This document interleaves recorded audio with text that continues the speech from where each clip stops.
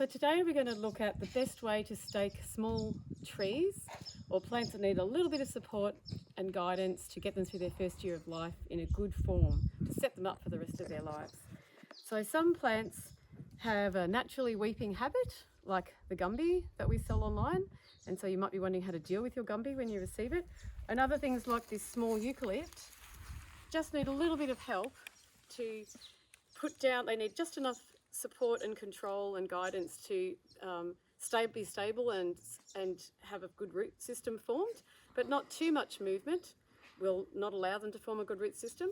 Too little movement will not give them the messages that they need to form a root system that will keep them going through their long lives.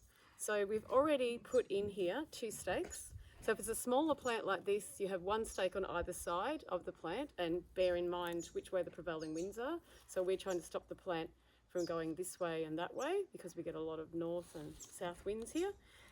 The other thing to take into account is if it's a bigger plant, then you have 3 stakes, and they might be in the shape that usually spaced such as a piece configuration. So 1, 2, 3, evenly spaced, a kind of a triangle configuration. So once you've got those into the ground, and you can see that this plant had a root ball about this size, it was from a 150mm or 6-inch pot, and so I put the stakes in slightly faced outwards because when I'm putting the ties on, that will bring them upright, and just at the edge of the root ball, so we're not going through the root ball. So here's some little soft cloth ties we've prepared earlier, and the first thing you need to do is to bring the plant more upright, like so.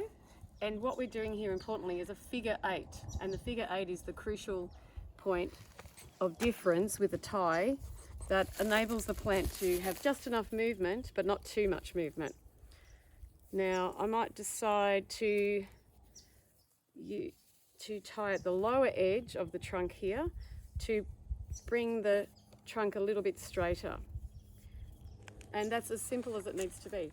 The other point is that the growing tip in a tree is the most important. And so what we don't want is it to be outcompeted by this piece over here, this tip. So what I'm going to do is just tip this back, always pruning just above a node with the blade side of the secateurs towards the node. So this will now, and I can just take a tiny bit off this bit as well. These are quite short, so I won't bother with those. This now gives the emphasis to this part of the tree, enabling it to grow up nice and tall and straight.